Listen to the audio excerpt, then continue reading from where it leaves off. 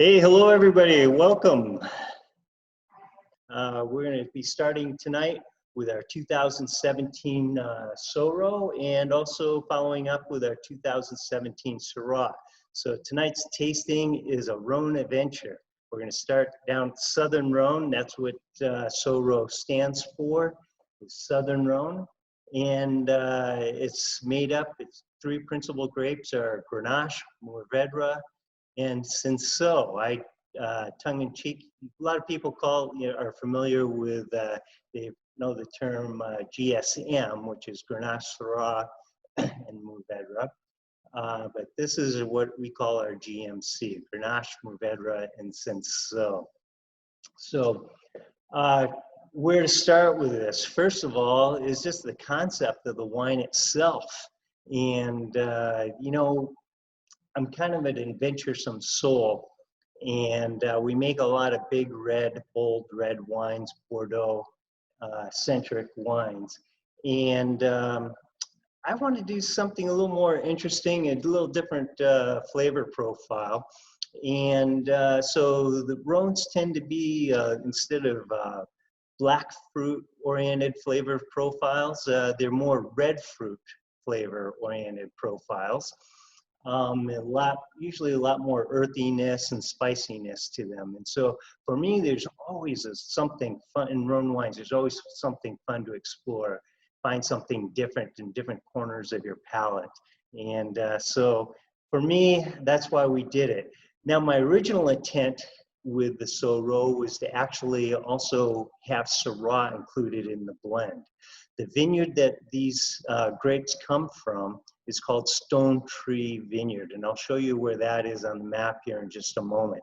But not only do they grow Grenache, Mourvedre, and Cinsault, but they also grow a wonderful Syrah there. But what I was finding is every single time that I would add just a little bit of Syrah to the blend, even just only 0.5%, it would make it a bigger, bolder wine and take the flavor profile more to northern Rhône. And that's not what I was looking for. Again, I was looking for that more southern Rhône, spicy, earthy red fruit character. So that's the whole reason for doing SoRhô here. So it has been a fun trip, an adventure. We started doing this in 2005 and been working with Ted Wildman. He's the owner and vineyard manager of StoneTree Vineyard. So StoneTree Vineyard is located on the Walla slope in the center of Washington State. This right here is the Walla slope AVA. AVA stands for American Viticultural Area, and it's equivalent, similar to French appellation anyway. Our AVA rules are not as strict as the French appellation laws are. But to give you an idea, here, maybe I can blow this up just a little bit more. So you can see I-90 coming across the Cascades here. And here's Vantage. Here I'm pointing with my finger. You guys need this cursor here. So here's Vantage right here where I-90 crosses the Columbia River. And here's the Columbia River. And when we get here, this is called Sentinel Gap here. There's a ridge of mountains here called the Saddle Mountains. And they cross here as part of the Yakima Fold Group. The Yakima Fold Group, cool geological formations. They include the Horse Heaven Hills, which run across the state from Yakima over the Blue Mountains, which from here all the way across. And the Yakima Folds are a series of east-west running ridges, starting with up north here. We have the Frenchman Hills here, the Saddle Mountains here, and then if you guys driving from Yakima or Ellensburg to Yakima, the Umptanum Ridge series down in here, and then the Horse Heaven Hills, which runs from Yakima all the way over to the Blue Mountains here. It's interesting geology, how those were formed. It's basically other terrains or subcontinents hitting North America and pulling the North American plate northward a little bit, a little grinding, pound and grind there, and dragging and causing those folds to to appear in the Earth's crust. So here's the Walla Slope. So it is bordered on the west by the Columbia River, and down here in the southwest corner, the Columbia River starts making more of a 90-degree bend heading over to the Tri-Cities. And so it is also bordered on the south down here by the Columbia River. And StoneTree Vineyard, and this is also one of the state's warmest wine growing regions in Washington State. And the vineyard is located about right here, right near the very top of the Walla Slope.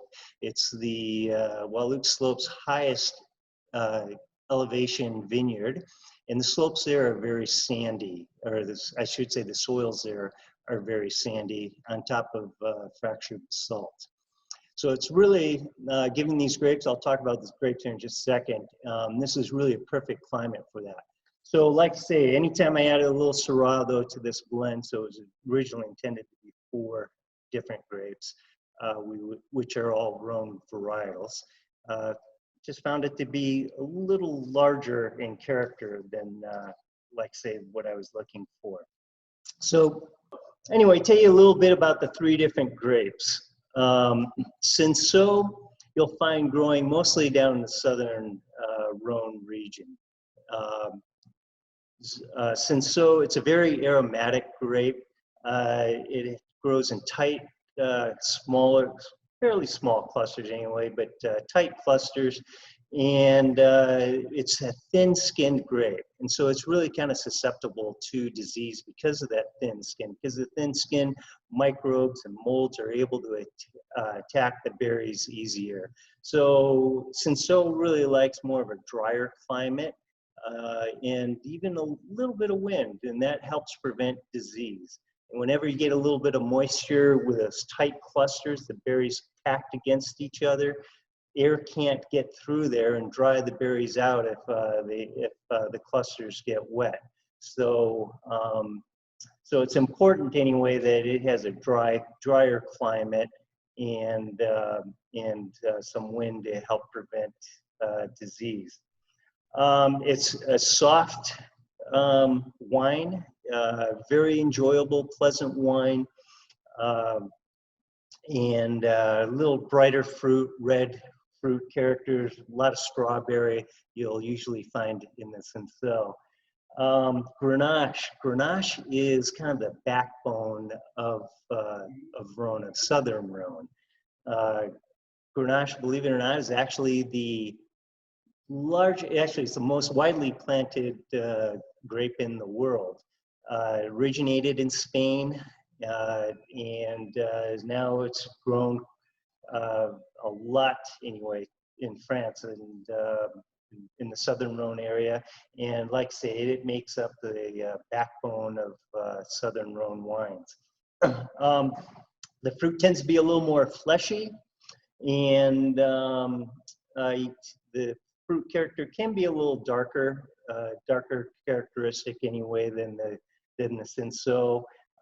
Sometimes, since I've seen Grenache all over the board as far as color goes, it can have, sometimes it can be fairly dark, but other times it can also be light in character, and they use it for rosé a lot of times too.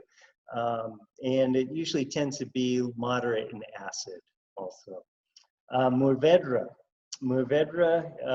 is thicker skinned grape, has quite a bit of color. It can have quite a bit of spice to it. It also has those tight cluster formations that I was telling you about earlier. And so it's high in color and high in tannin, and has moderate acidity. So these 3 wines, or grapes blended together anyway, offer really nice a marriage and complement each other. And so that's why I chose to use them in this way. So the way we go about making this fruit, I try to co-ferment the grapes together. What that means is we try to harvest them at the same time or within a couple of days of each other, and then put them in the same fermentation vessel. And and ferment the grapes together. So that way the wine's marriage quicker. We get a little more complexity, I think, when we do that. And but we also like to do a little foot stomping on this fruit too. And in addition to that, I also like to sometimes use a lot of stem content. So we'll actually throw a lot of stems oftentimes into this fruit. So then we get the wine fermented and the aging process on it. I like to make it more traditional style. So using the stems is a little more traditional. Foot stomping is a little more traditional. But also I try to limit the use of new oak on it. And that's also traditional. Traditionally in these southern-Rhône wines, they'll use a lot less new oak, or if any new oak. And so occasionally we'll put a little bit of light toasted oak on there, some new oak. It'll be very little, but when it is, it's light toast. And versus for Bordeaux's, we'll use anywhere from a medium plus, and sometimes even a little bit of heavy toasted oak. So for those of you that may not know what I'm referring to about toast levels, the insides of the barrels are actually toasted. So how they toast them, they can vary with the temperature and the duration, the length of time that they're toasted. So they literally will put the barrels, the open-end barrels, over a little oak fire and heat and toast the barrels, and that will caramelize the sugars in the wood. And so we'll actually, the different toasting levels, light, medium plus, heavy, will impart different flavors into the wine. But because this wine, we try to use neutral oak. When I say neutral oak, it means that the barrels have sent all of their, I should say, used up all of their flavor. They've donated all the flavor that they're going to the wine itself.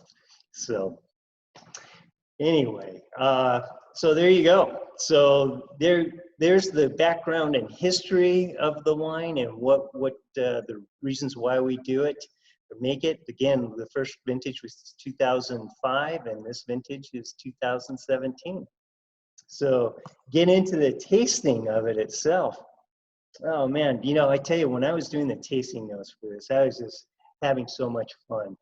Because again, the reason why I make this wine and enjoy southern-Rhône wines is because it is very, very adventuresome.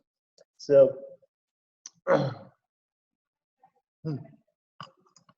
what I'm tasting here, if you look at the wine, I mentioned another thing about two of these grapes here, both the Grenache and the Mourvedre. They tend to have a tendency to oxidize a little easier than other varietals and Bordeaux varietals. So we have to be very careful with that. It's limiting and being careful how much air we allow the wine to be exposed to when we're making it. But also it speaks to its longevity too. This wine isn't going to age as long as a Bordeaux, as our Bordeaux will, but or that matter, the Syrah, the northern Rhône varietal. So, but anyway, in the nose, what I'm getting out of this, I really get first get hit with the macerated strawberries, and again, that's some of that red fruit character. The other things that get me are a bit of boysenberry and a little bit of rhubarb. We're coming up to the time for rhubarb too. Rhubarb season is almost here. I love our old house here in Walla. We had some rhubarb in the back, and so it was always fun to make some strawberry rhubarb pie. And oh gosh, so this just kind of reminds me, there's notes in here that remind me of that. I do get every once in a while a little bit of just a stitch of pepper, mainly black pepper going on in there. A little black tea, and I'll also get a little bit of a little layer of smokiness in there. And the one thing that I really, really love about it, I love wines that have, gosh, some fleshiness to it. What do I mean by fleshiness? Well, I just think of meat. So, so this is actually kind of more like grilled meats, is really what I'm, grilled or roasted meat that that I kind of sense in there. So anyway, and there's also kind of like a damp earth, wet earthiness to it. Good. People would love to hear more about what the stems do when they are added to the wine. Sure, absolutely. Well, it's lots of complexity to it. So a couple of things, we'll add a little bit of tannin to it, and but also a little bit of spiciness. When I'm looking at the stems, I like to see that a little bit of, as much lignification in there as possible. Lignification is when the sugars are starting to move out of the from the leaves, and they're moving into the stems anyway, and also into the berries. And the lignification is setting the vine up to prepare itself for winter. So when we do that, it takes away that green herbaceousness out of the stems and gives it a little bit of spiciness. But in that black tea that I was mentioning, that most likely is actually probably has come from the stems too. So it just adds a little bit of interesting little herb and spice to the wine, and just makes for more things to explore, and adds a little complexity to the wine. So we have another question. And how long should we hold the SoRhô for? SoRhô, I think really probably, I think I enjoy them when they're fairly young anyway, say 3 to 5 years, but I have also enjoyed some of them that are 10 years old. So, but this particular style of wine anyway, I prefer to enjoy them, say 3 to 5 years. But you're certainly not going to, you'll learn things from it. The wine will still be good through 10 years easily. So, but I would say you probably get the most enjoyment out of the wine 3 to 5 years. All right. So, what do you say we try some of this?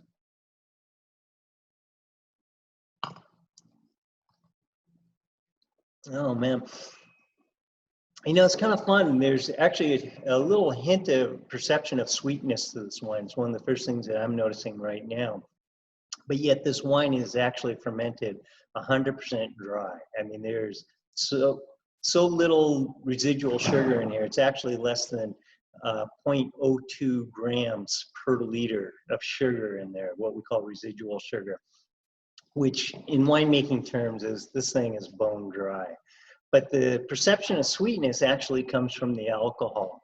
So if I recall, this guy, it's up there a little ways in alcohol. Yeah, so we're 15% alcohol on this beautiful 2017 SoRhô. And so when wines get a little higher alcohol content, it will, believe it or not, that alcohol actually has a perception of sweetness. So that's where that sweetness is coming from. So to me, really, the flavors of this are really just following right along with what we got in the nose. It's interesting. Wines sometimes, there'll be so much to explore in the nose, and then you taste the wine and it doesn't reflect anything with the nose, what the aromatics are like. And then other times it will match exactly. And I think what we're tasting here on the palate is pretty darn similar.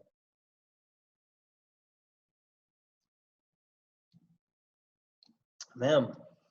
So the other thing that I get in this, in addition to the macerated strawberry and the rhubarb and boysenberry and some of the spice, the other thing that occasionally I get, and it's really fun for me, is if I let it linger in my palate, and then right at the very end, finish, I'll start getting a little hint of black licorice in there. To me, that's just one thing that I really love about this wine.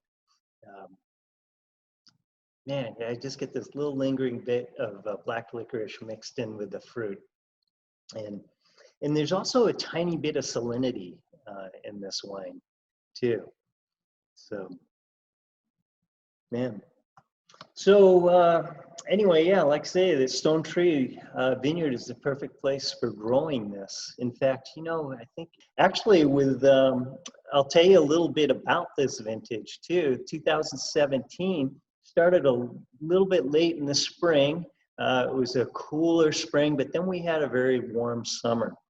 And between the cool spring and the hot summer, we ended up with smaller berries and moderate yields. So it wasn't anything outrageous as far as yield goes on it.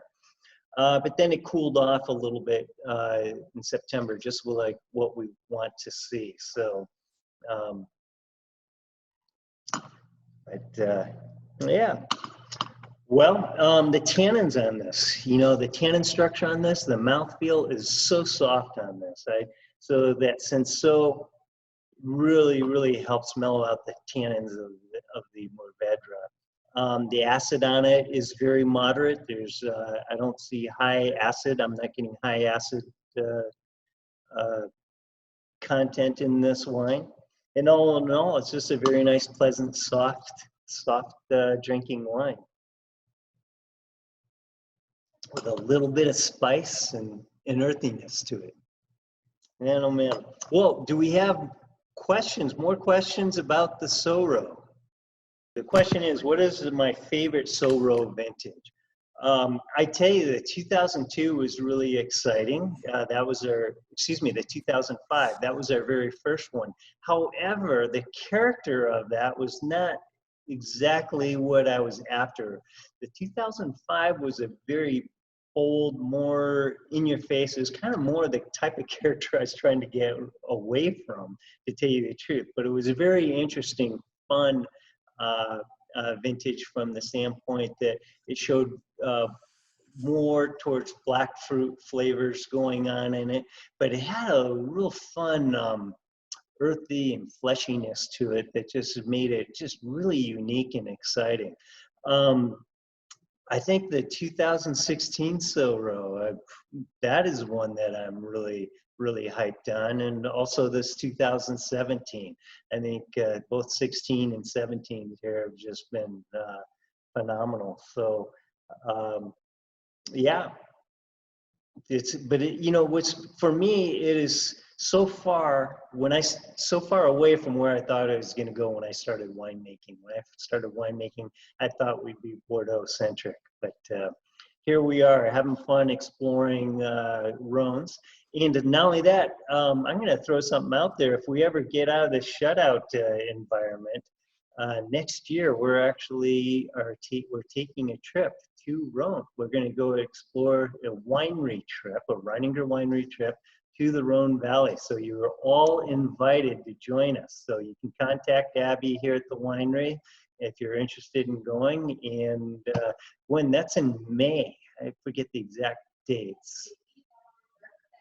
Oh my goodness, you guys didn't hear that. We leave on my birthday. You don't know that. So, but yeah, so if anyone's interested in that, so please, we'd love to have you join us next year exploring the Rhône Valley. So that will be actually our first wine trip that we ever do. We do have another question. All right. How do you think of SoRhô versus a classic CDP or a GSM blend? Well, this is what I like about all three of them, is the fact that they are so adventuresome. The GSM is going to be, the flavor profiles are going to be a little more darker fruit on it. And again, depending on the vintage, how much spice you get in it or not, is a lot vintage dependent. But with the Syrah in there will make it a little more of an opulent wine, where SoRhô in general, with just the nature of the grapes, will be a little bit more of a moderate mouthfeel palate, where GSM can go a little bit bigger mouthfeel to it. So, and the Chateauneuf de Papes, in case you guys are wondering what that is, they're in a sense all over the board. The great chateaus anyway of Chateauneuf de Pape anyway, they're outstanding. They're so outstanding, and they can have so much longevity. The SoRhô, you're not going to get the kind of longevity that you're going to get out of a great Chateauneuf de Pape. But Chateauneuf de Pape is can be blended up to, 15 different grapes can be blended in that. But again, the majority of it is Grenache as the base wine anyway. So, no, this is definitely more reminiscent of warmer climate fruit, and so it's made to drink a little bit earlier. It's not going to sell it, like I say, like a Chateauneuf de Pape would. So, well, with that, we are going to blast on into the northern Rhône. So we started down more near, like Marseille or Montpellier, and actually that's where we find Mourvèdre. I'm just kind of going down there. The Mourvèdre in Bandol region is main grape there is Mourvèdre, also known as Monastrell. So, and we're just going to head up north up the Rhône past Chateauneuf de Pape and up into Crozes Hermitage and Saint-Joseph. And I'm sure I'm missing something, Condroux up there, but that's more Viognier. What am I missing? I'm missing one of them. Hermitage, Crozes, Côte-Rôtie. How can I forget Côte-Rôtie? So what do they all have in common? Well, the only red grape allowed to be grown in those areas is Syrah. Well, not our Syrah, but Syrah. That's the only red grape that is allowed to be grown there.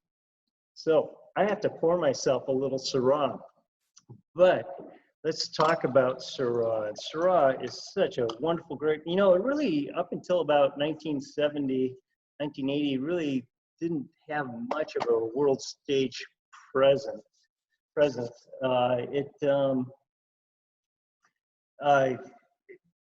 there was so much debate for so long, what are the origins of Syrah? First, there's debate whether it was actually France in the Rhône Valley, or was it actually in the ancient city of Shiraz, so in Iraq. So, but that is all, DNA has settled a lot of that. It actually comes from two different grapes, that's parentage, one red grape, and the name of that, actually, is it Dureza?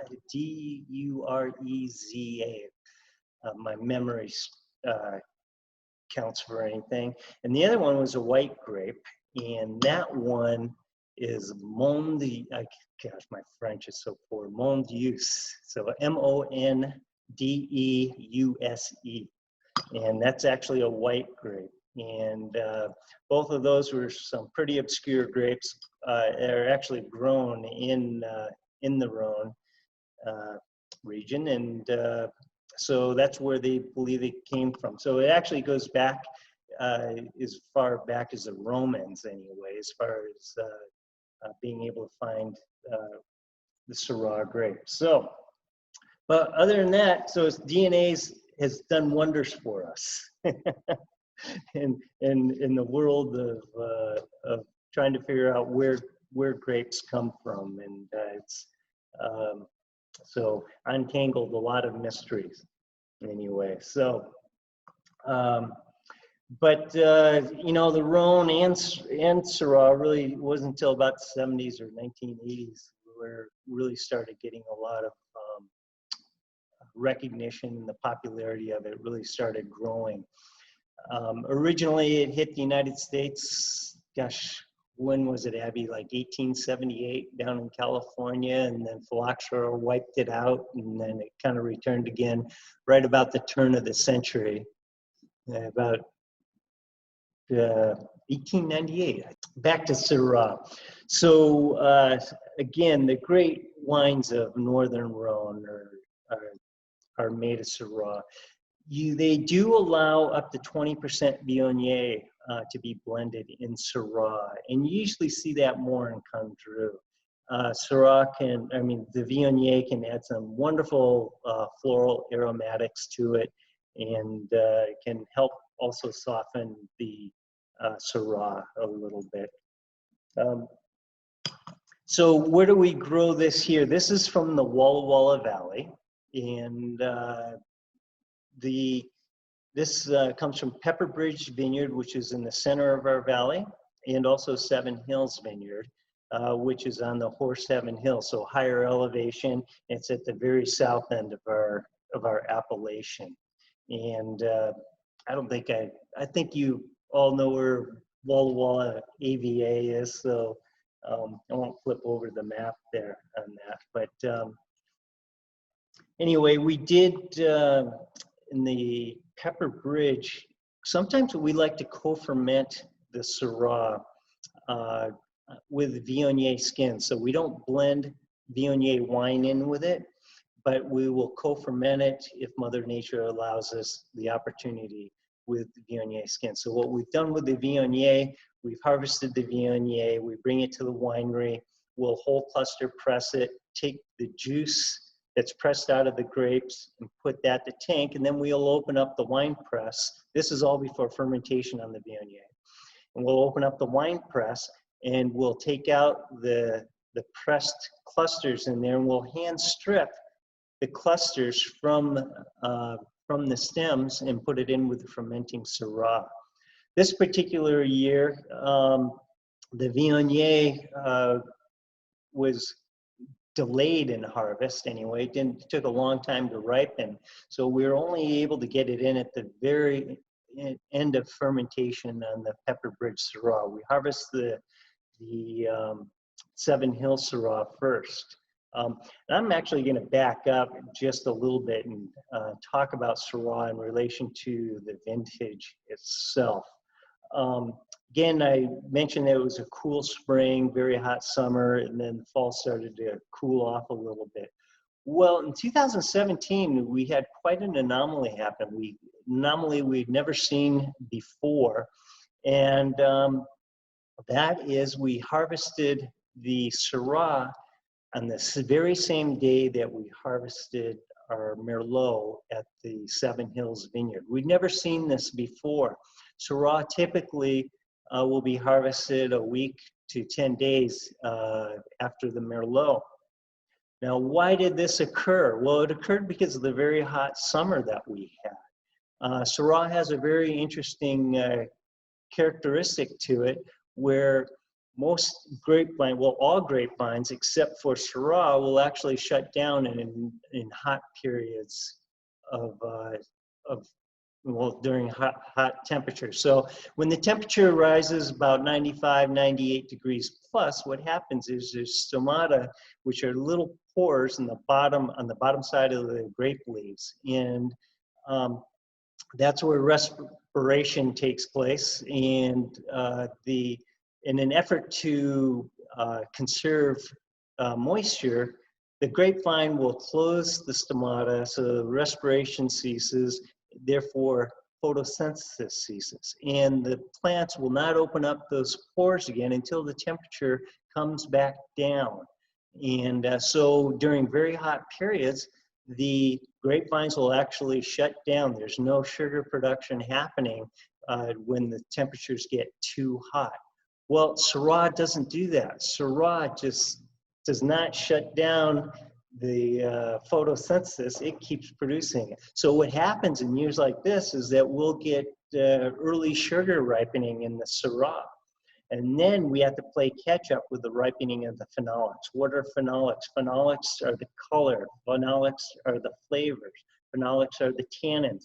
So all of these other huge, family of compounds that need to ripen are delayed. So what we like to see the sugars and the phenolics ripen all at the same time. That's when things are synergistic and perfect in the vineyard, is when the sugars and the phenolics are ripening at the same time and in sync.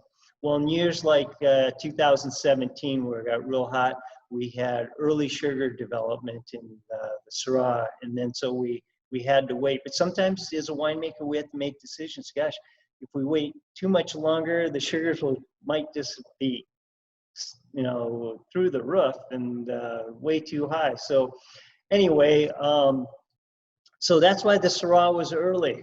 So at Seven Hills, we picked it on the exact same day. Never before had that happened. Now, since then, we actually have picked Syrah 2018. We actually picked Syrah before the Merlot in Seven Hills. So we've seen this happen since. Pepper Bridge was real interesting. Again, Pepper Bridge, we picked it, our Merlot on the 27th, and we picked the Syrah on September 29th. So how do we explain it? It's only 2 days difference, and usually, like say, sometimes there's even as much as 2 weeks difference at Pepper Bridge. But Pepper Bridge is a little cooler site than Seven Hills. So, but again, it was quite an interesting anomaly that we had going there. So, so as far as the fermentation process goes, in some ways it's very similar to how we treat the Syrah. We'll oftentimes throw the stems in there with it. Again, it depends on the vintage and the lignification of those stems. So if they get nice and brown, we find with Syrah, we start getting some real nice brown spices. Sometimes you can actually be out there when we're crushing and you can smell the stems coming off, and a lot of gosh, they start smelling like notes of cinnamon. And it's just really, really fun. So we'll just grab a handful of, put our faces in there, smell the stems, look at the quality of the stems and decide, okay, how much of the stems are we going to put in there? So, we do a lot of whole berry cluster fermentation too with the Syrah too. So what that means is that we're not, the berries will just barely get broken open or not even broken open at all, and thrown in the fermenter. So when we crush them, we're really not crushing them or mashing them. What we're doing is just breaking the skin open. So whole berry means that the skins haven't been ruptured. So, but we'll do a lot of that with the Syrah. So with the Syrah, we had 27% of the Pepper Bridge Syrah, well, I should say 27% of the Syrah came from Pepper Bridge Vineyard. And that again was our Viognier skin co-fermented fruit. And 73% of it came from Seven Hills Vineyard. So what I love about Syrah, gosh, I mean, it can be so floral, and this is, I mean, a lot of, when I say floral, you have violets and lilac in there, and lavender. A lot of times it has a lot of lavender. So those are the three floral components that I usually look for when I'm tasting Syrah. So this one shows a lot of violet, and that shows to me also some lilac going on in there in the nose. And Syrah typically very dark color to it, and typically is a very, very opulent wine too. It can have some decent acidity sometimes. This vintage had good acidity to it. But what I really get out of this too, in the nose, I get a real muscular blueberry. Syrah can be very pronounced with blueberry. Also, I love fleshiness. They will have a meatiness. And so with Syrah, usually, sometimes you'll get smoke. You get a little, I should say, bacon fat kind of in it. Oftentimes, we'll oftentimes this I'm getting a little more of fleshiness. When I say fleshiness, I mean, well, in this sense, a little more raw or rare meat. Think of like carpaccio. We do have a question. Sure. Is this wine sustainable? Pardon me? Yeah, it is. This is actually salmon safe. Both these vineyards are salmon safe. And the growing practices are, we use sustainable growing methodology here. So it's not organic, but it is sustainable growing. So. And then another question. Can you use the description muscular blueberries? Mm-hmm. Can you find that in other wines? Yeah, sometimes you'll find, actually, you know what? I don't find other wines that have as much blueberry character as Syrah. I mean, we'll definitely find blueberry sometimes in wines.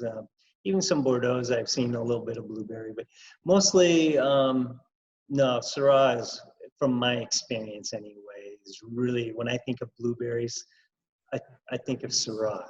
So. Is there something in particular that brings out that blueberry note in our Reininger Syrah?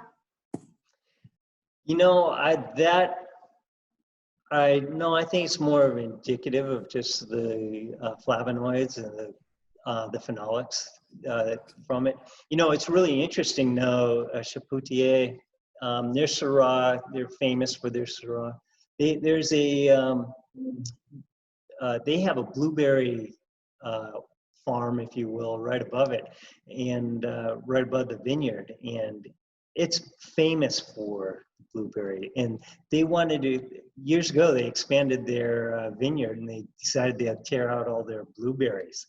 Well, interestingly enough, the blueberry character of it diminished considerably from it. So they decided to plant blueberries back in there around the vineyards. So, but Syrah itself has, and that's for a whole nother discussion. So like, you smell eucalyptus and sense eucalyptus a lot in Australian Shiraz, well, because there's a lot of eucalyptus trees around the vineyards there. But that's a whole nother discussion for terroir. But Syrah itself, the flavor profile is very characteristic, or can be, of blueberry. And it depends. So like our Syrah that we used to get from StoneTree, that had more of a cherry-centric flavor profile. But the Syrahs that I really am after, I really like more of the blueberry-centric Syrah character. So that's what I look for when I'm looking for great Syrahs vineyards anyway in Washington State. So, but that's my personal preference as a winemaker. One isn't necessarily better than the other. It's just that's my personal preference, and I'm the winemaker, and I get to do what I want to do. What are your favorite vineyard or vineyards for Syrah? Right here, Seven Hills and Pepper Bridge. These two have they marry. I love marrying these two, blending these two vineyards together, whether it's Bordeaux, or Bordeaux wines, or the Syrah. We have done a Pepper Bridge varietal Syrah, I should say vineyard designated Syrah before, but generally speaking, I really think we make a better Syrah when we can blend the two, when they're both up to par, up to snuff, both excellent, and we can blend them together. So. What are your thoughts on seal versus oak and types of oak for Syrah? Ah, that's a really good question. Well, I really truly believe in aging Syrah in oak. It just really helps uh, with the mouthfeel and the complexing of flavors in it. However, the one thing I'm very adamant about is not using any new oak whatsoever on Syrah. Syrah, to me, is such a wonderful, beautiful grape, and the character of it, the characteristics that make up Syrah are often very, very subtle. And I found from my very first vintage of doing Syrah in 1999 that any Syrah that was in new oak didn't make it, because it wasn't that it didn't make a beautiful wine, it's just that it was masking so many of those little wonderful Syrah nuances. And I know many of you have heard me talk about this before, but and the oak that was in the or the Syrah that was aged in the new oak, that vintage, it all went to we had a wine back then called Red Table wine, and it all went in there. It was excellent Red Table wine too. But in order, just really, my winemaking style is I really want to highlight the varietal character of the grape itself. And so I find that oak, new oak anyway, in particular, but really hides and masks those wonderful nuances that define Syrah, that have, give it its true definition. So you won't find new oak on it on our Syrah. Sometimes we might have a third-year barrel in there that can impart a tiny bit of oak, but not very much. But you're not getting any of the angular spiciness that is the character of the oak that really tends to aggravate or compete against the Syrah. So, but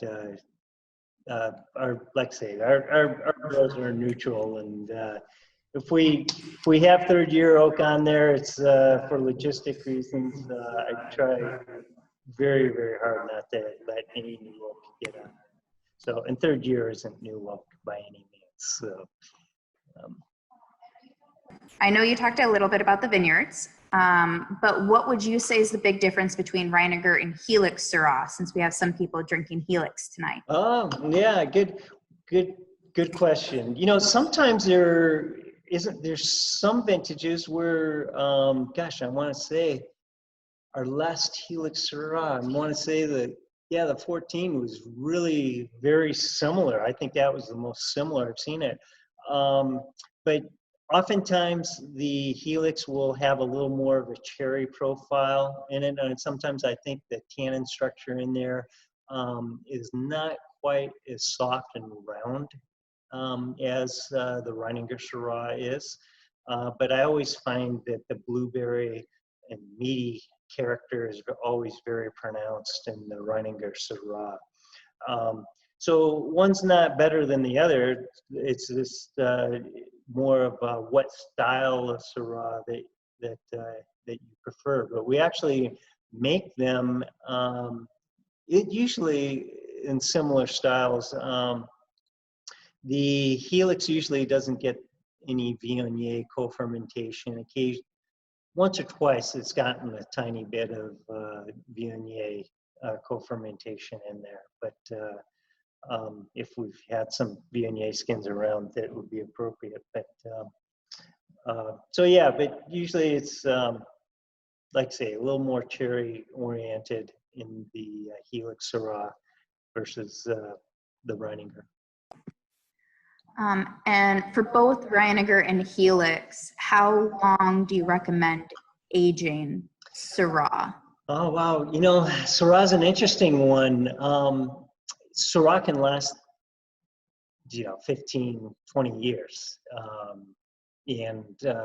So again, it depends on how you like your Syrah. Do you like it more forward? You're definitely, when it's younger, you're going to, I think, see a lot more of the upfront fruit character in it, a little more floralness. As it ages, we'll start to lose a little bit more of that fruit character, and more earthy, more of the earth will start becoming more pronounced.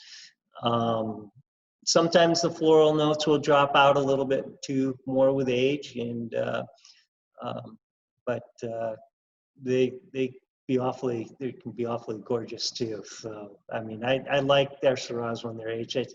It's fun going back and tasting some of the original ones. I still love our 1999 Syrah, our very first vintage.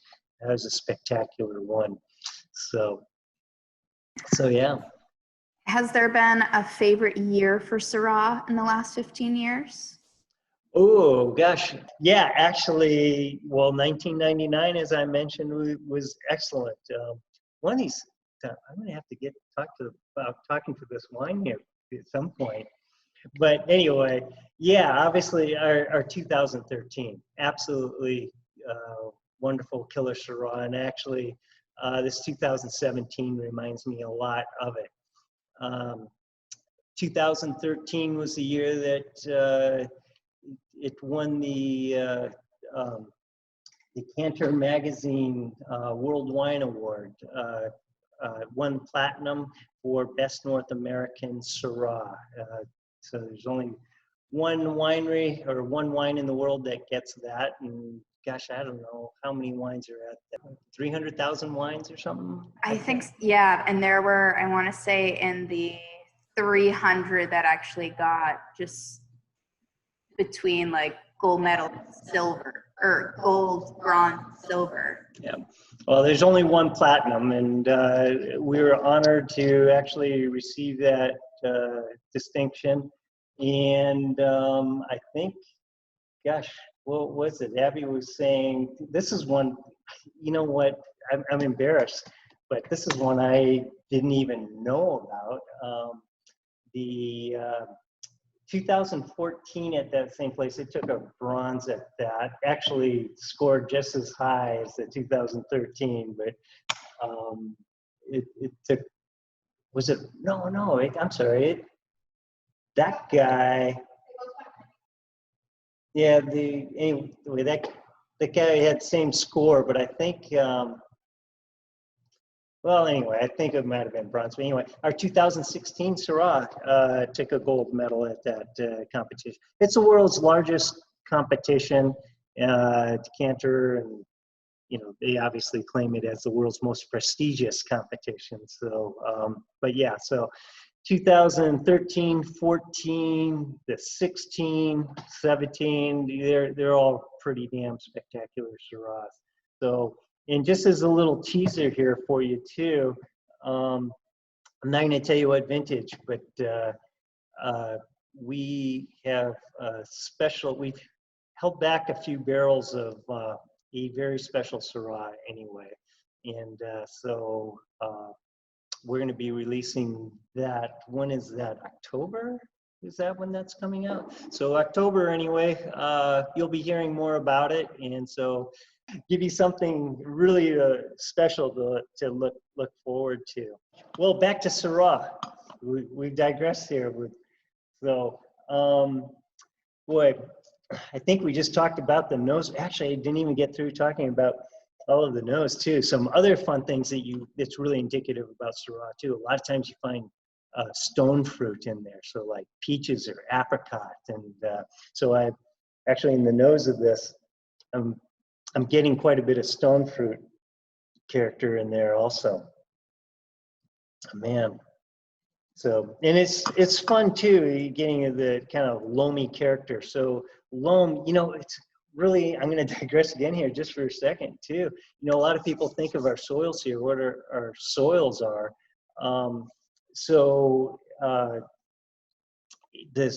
The SoRhô, like I say, that has very extremely sandy soils on top of fractured basalt. Here at both these vineyards, where the elevation of Seven Hills is, we have windblown loess, what we call loess, which is windblown material. That lays on top of fractured basalt. Basalt is our bedrock here. But it's really interesting when you look at, but we have more clay content thanks to the Blue Mountains, so which is basalt material broken down in other minerals and stuff, and so we get a little bit more clay in the soils. Pepperbridge has more clay than Seven Hills does, so we get bigger, rounder tan. Anytime you have the clay, you get bigger, rounder tannins out of it, where sand will give you more finer, more angular tannins. But it's really interesting when you look at the loam under a microscope. What is it? You would think it would be the soils that what I call the mother soils basalt from around here. No, it's not. What it is, it's really just broken down granite is really what the loam is. And so you see quartz crystals, and you see feldspar, and you know, other minerals that make up granite, and so it's really interesting, and it's all been transported by the floods down here into our valley. So, but they were very well drained. But anyway, so it's fun when you pick up that loam and you can smell it. It has its own character to it. Let's go on and taste some of this.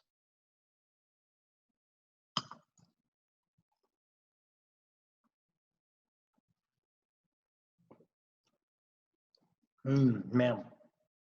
Again, I get just some real intense flavors there. Again, that pronounced blueberries. To me, it's you guys make desserts.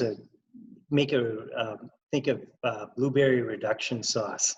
You know, sometimes I'll do that for salmon. Sometimes I'll take blueberries and make a sauce and put a little red wine in there and reduce it. And yeah. I get a little bit of black currant, a little bit of really overripe white peach going on.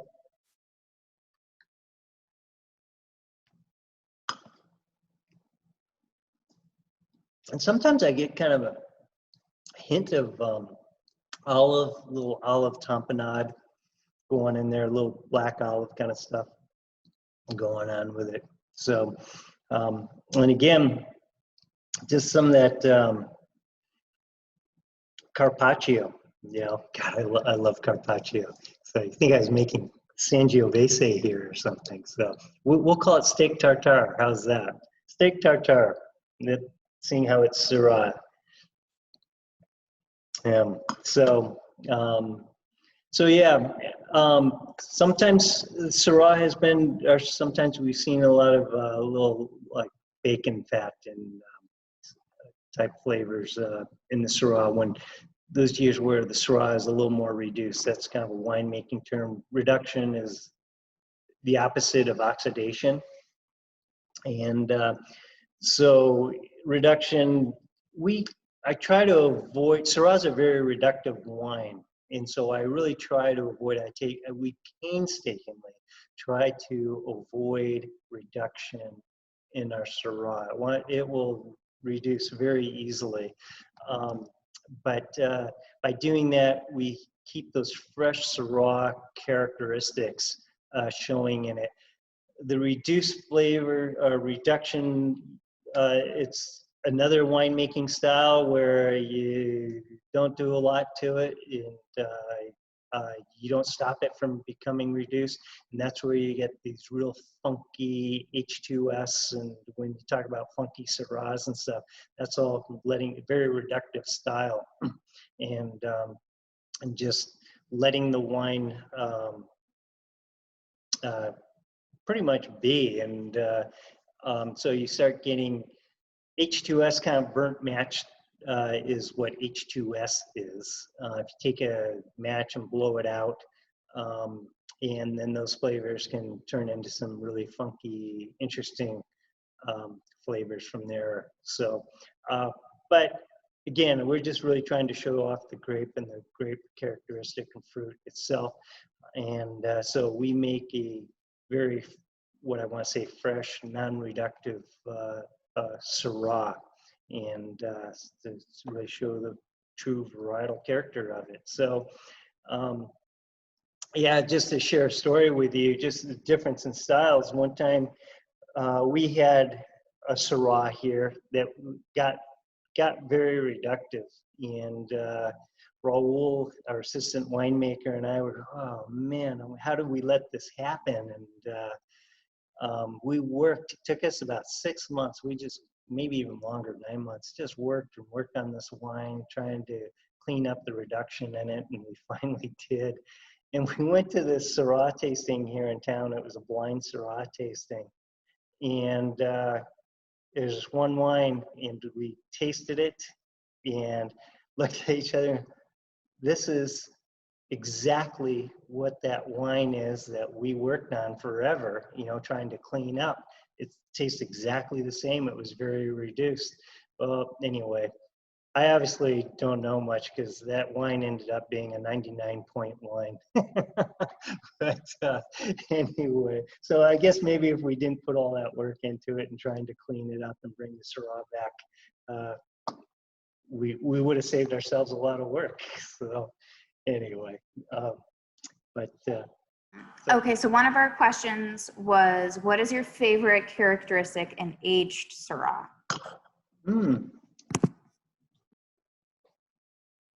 Man, sometimes it will start getting a little more of a umami type characteristic, a little more savory. I like that.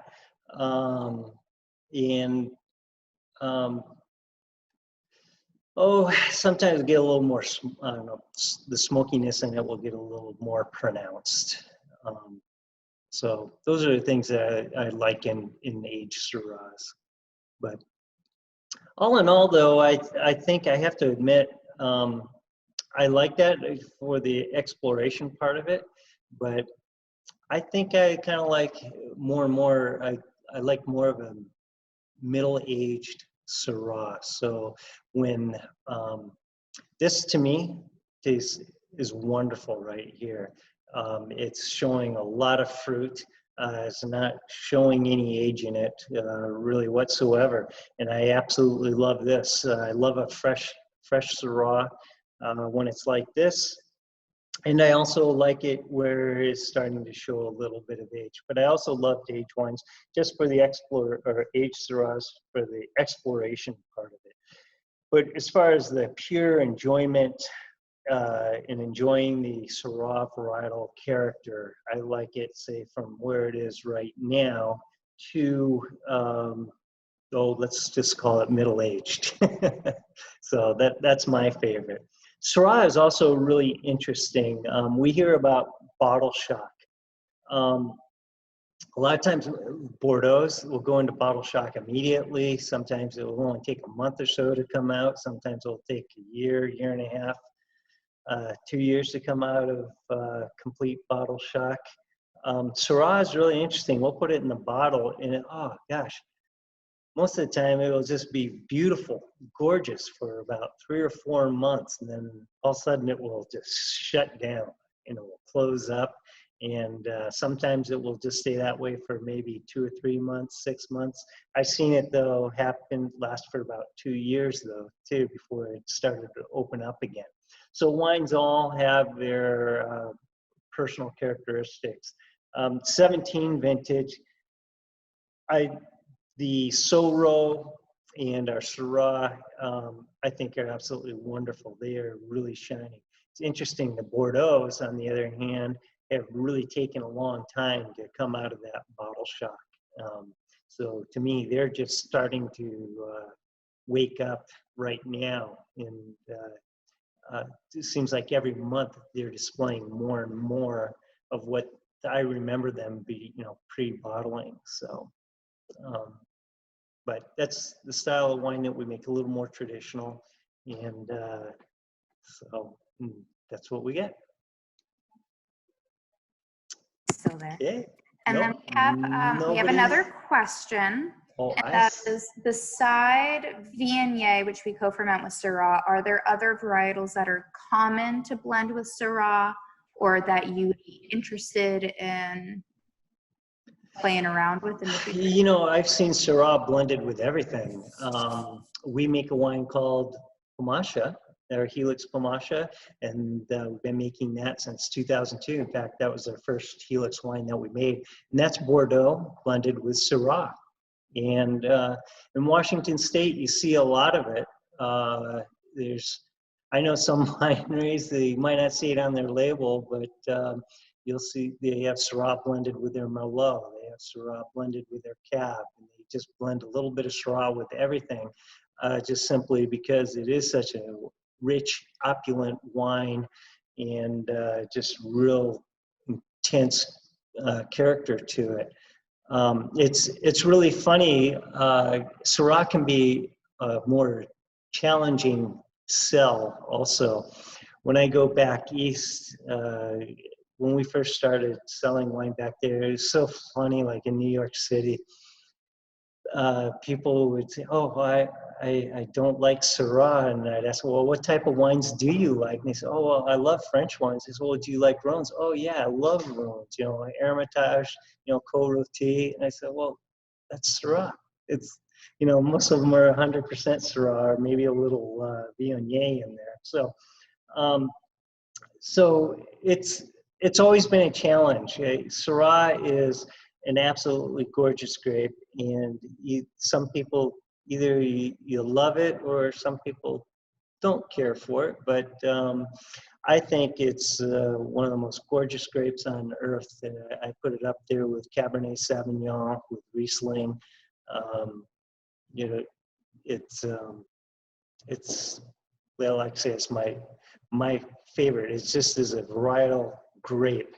It is, I think, right up there with the best of them all. So we have a couple other questions. okay. How much Viognier can you add to a wine before having it show on a label? Oh, you don't have to. Well, 25%. And so, like I said earlier, in northern Rhône, their maximum percentage is 20%. But as far as designating a grape varietal, is if a wine is 75% of a particular grape, in this case Syrah, we can just call it Syrah, and we don't have to say anything else about it. Even though we could put 25% Viognier, we don't put any Viognier juice, or wine, I should say juice, in our wine whatsoever.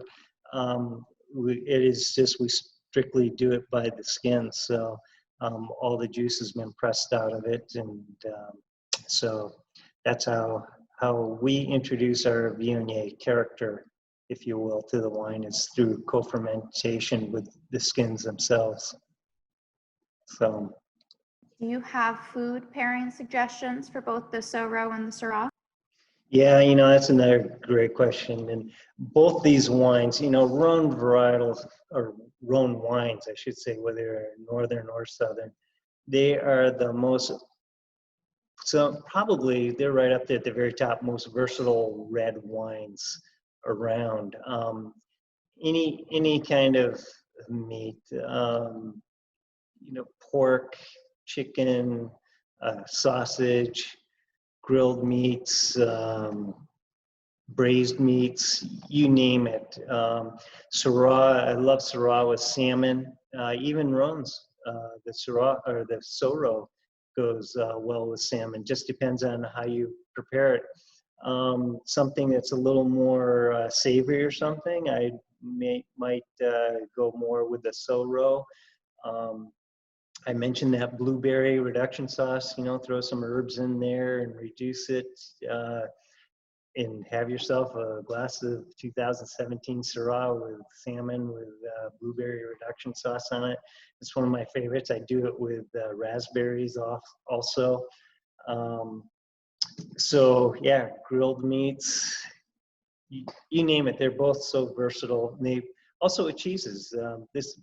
As far as they both go with both hard and soft cheeses. You don't find wines that can do that very easily. Both these wines will. So yeah. What's been your favorite lesson learned while working with Syrah? Oh wow, gosh, it's taught me so many things. Well, being observant and letting the grape be the grape. like say 1999 Syrah, that was one of the best lessons of winemaking I've ever have learned. I shared that story about the oak, why I don't put the new Syrah on new oak. And just letting the grape be the grape. And, you know, it's not about me, it's not about our winemaking. It's all about showing off what Mother Nature has given us and trying to show her off in the best light possible. So that's what Syrah has taught me, for sure. And we use that in other things too. I've applied that same lesson to our white wines. So like our Chardonnay, our Semillon, they're all stainless steel fermented. You know, it all stems, no pun intended, all stems really from that 1999 lesson that Syrah taught me. So yeah. Someone is wondering who writes our wine descriptions because they look forward to reading them out loud. Oh man, that's my crazy imagination. I apologize. So I've actually toned them down quite a bit over the past few years, but I tend to think visually. So a lot of my descriptions are oftentimes visual descriptions of what I'm seeing. So. People are telling you not to apologize. They love them, and that's why you're one of the favorite winemakers in the Valley. Well, thank you. Yeah, the windshield wipers. Well, thank you, Bruce. I call the Cascades the great squeegee, and that's what really makes a huge difference climate-wise between us and Bordeaux is the maritime fronts. So maritime fronts that come in off the Atlantic and hit Bordeaux, well, there's nothing to protect Bordeaux from that, and so they get a lot of rainfall and cool weather, except for every 5 to 7 years they'll get a nice hot warm vintage with little rainfall, and that's when you get the great Bordeaux vintages. Well, because of the Cascade Mountains, we get that all the time because the Cascades squeegee the moisture out of the Pacific maritime fronts coming in off the ocean and leave us with beautiful, warm, dry air over here in eastern Washington. And that's one of the reasons why we have such exceptional, consistent, exceptional vintages here in Washington. So the question is more, when don't we have, how often do we not have those exceptional vintages? And it's, every 7 to 8, 10 years. Anyway, thanks a lot and take care, and we hope to see you all here in Walla Walla real soon. And, the sooner the better.